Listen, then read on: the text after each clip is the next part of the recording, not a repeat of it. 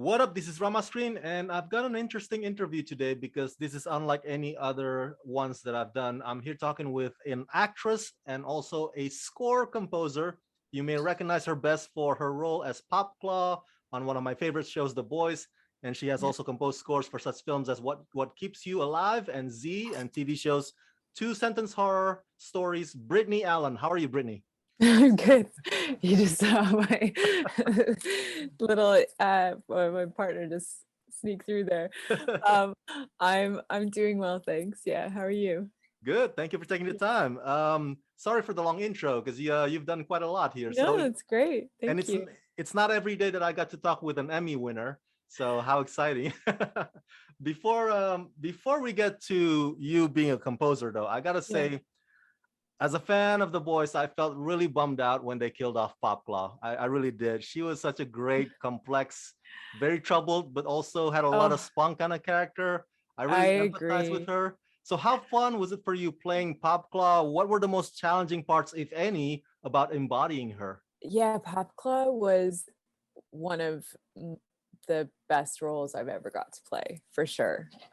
Even when I first auditioned for her, I thought, okay, this is one of these roles I need to give my all to because I I I just my heart broke for her. I think in general, the boys did such a good job with and does such a good job with looking at these flawed characters with humor and courage. They're not afraid to show really unlikable people, but also compassion. And Popclaw, had all of those elements. And it was, I guess the biggest challenge was just kind of releasing any inhibitions because she's such a wild firecracker, and physically and emotionally she lays it all out there.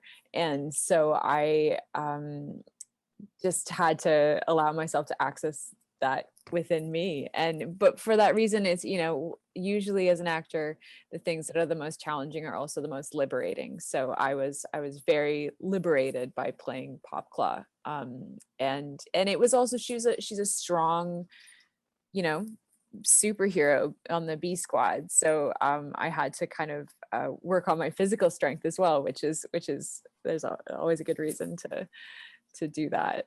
Have you watched season two? What do you think of season two? I actually haven't watched season 2 yet. I gotta, I, yeah, I hate to say it. Um, I've heard amazing things, and I was a huge fan of season 1. You got Um, some catching up to do, I definitely. do, I do. Yeah, well, maybe, now that season 3 is on its way out, I'll have to like binge watch them all. Do you still keep in touch with Jesse, Jack, and Carl, and or are the boys in your rear view mirror now? Yeah, I left them in my dust. Uh no, they were all like it was a lovely set to work on.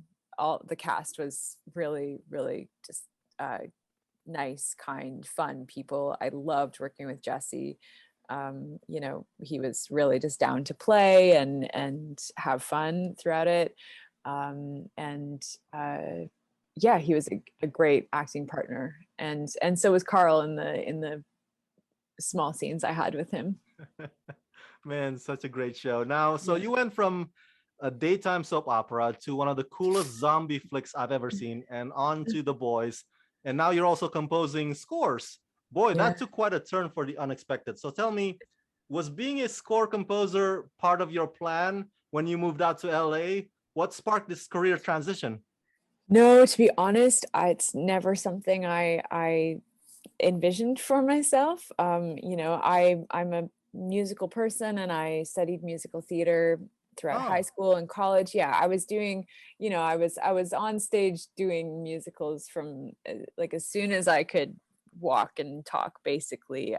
So my education of storytelling was rooted in that, and the kind of theatrical nature of it, and the fact that every time a scene hits a pivotal moment, a character breaks into song. So I understand story through music. But it wasn't until my partner, who just saw sneak past me, who we made It Stains the Sans Red together. We'd oh. we met working on Extraterrestrial, and then we made it Stains, The Sans Red, and then we were set to make What Keeps You Alive. And at that point, I had reconnected with my musical roots, and I had been teaching myself music production over a few years and writing and producing a lot of my own work. We thought, well, maybe I could try scoring, considering my music kind of had a bit of a cinematic quality to it.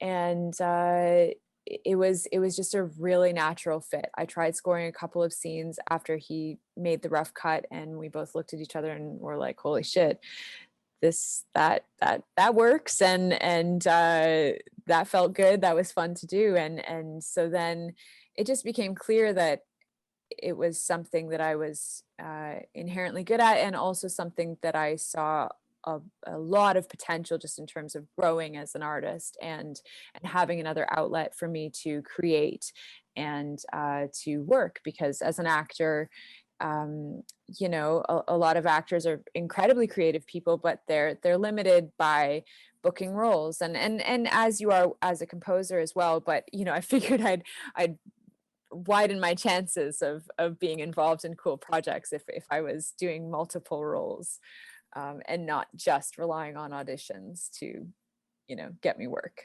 So what I notice is that you're venturing mostly so far as composing goes in the horror. I mean, is there a reason for that, or are you planning to branch out to other genres as well in the near future? Yeah, I definitely don't want to limit myself in terms of the kinds of projects that I take on as a composer.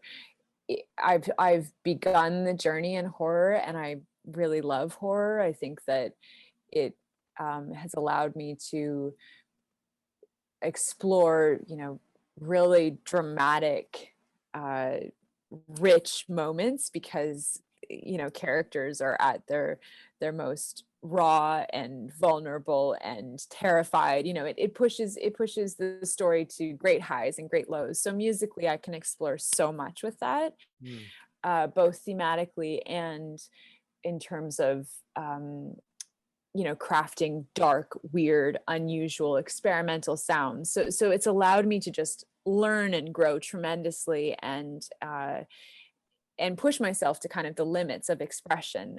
So I love that about horror, and I am thrilled to be working within that genre right now. But I just love good stories. So, you know, I hope to just always be a part of telling good stories, and one day I definitely see myself transitioning into dramas, into, you know, I build these rich themes for characters, and I think they'd work well in really any genre, you know, in a historical dramas, in futuristic sci-fi, whatever it is. A I romance. Yeah, sure. A romance that goes south and one of them ends up killing the other. Yeah. Give me some more drama, and then I'm in. It stains the sands red too. Yeah. Yeah. Well, so let's dive deeper into the sounds, because I'm just curious. What do you emphasize on mostly, instruments wise? Piano, synth, orchestral. Talk to me about that. Sure. So I w- I start my process with the piano. Hmm. That's where I kind of inherently understand just the nature of the instrument, and I feel like I'm best able to translate the language of story into music. So that's where I'll build themes. And that's a place that I often like to start from, is finding what's the emotional core of the journey, what are the kind of main elements of this story, and you know, yeah, what's the character experiencing when we first meet them, where is the pain in their lives, and how do I convey that through music. And that will, you know, it will involve me sitting at the piano for a number of hours and just experimenting after having read the script multiple times or watched the cut multiple times. And ideally, what I really like to do with themes is start somewhere and then have that theme kind of recur throughout the project, but come back in ways that are unexpected or really turn it on its head. Really, how does this kind of this heartbreaking gentle theme that we first hear at the beginning of the film turn into something that's just devastating and broken and distorted and unsettling by the end, as the characters at their lowest moments say. So yeah, I usually start on piano, but then I bring it into my computer, and I just, the possibilities are really they're really endless in terms of the sounds that you can create. So I do love working with orchestral. I yeah, build out these big sweeping emotional pieces, and I find that an orchestra is really helpful in kind of elevating the emotion to that place. But I also think it's really fun whenever I start a project to bring on some new sound, whether it's buying a new synthesizer, or a violin, or for recent, for American Horror Stories, I bought this really cool medieval instrument called the psaltery, and it just kind of something that will bring a unique sound to what I'm working, and something, and it's not an instrument that I need to know how to play well, because usually that's where maybe I'm trying to find the horror soundscapes. So it's just about sitting down and experimenting and making every weird sound that I possibly can. And I think sometimes, it's important to know your instrument well, but also you can find some cool things if you don't know it well, and you're just, your goal is to just listen and let your instincts guide you. And yeah, that's where I'll maybe try to craft something unique for the horror soundscape. But again, then I bring it into Ableton, which is the program I work in, and that program is amazing at giving you the freedom to transform a sound into, as far away from its original place as you want, really. So you can move at a really fluid, quick pace, and take a violin and then, break it apart, stretch it out super long, chop it up a bunch, pitch it, throw reverb on it, delay, whatever, saturation. Like, there's just all these fun effects you can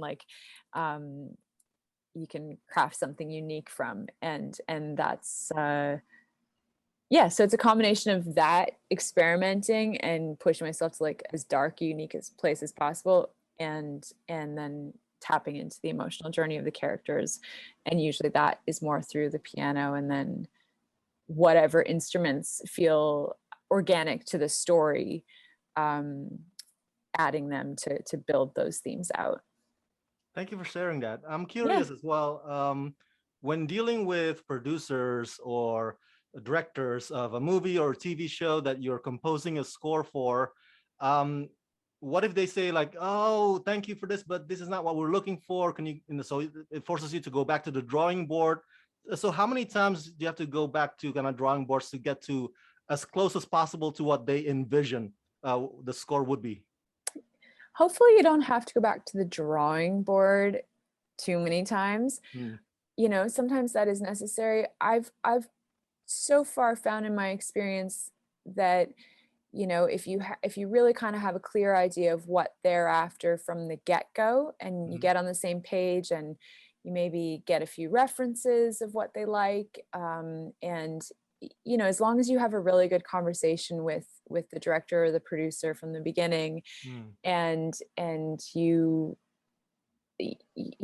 yeah, you know the lane that they kind of want you to stay near or around, and any lanes that they definitely don't want you to travel down, then you're off on a good foot. And little sneak past, sorry. No um, worries.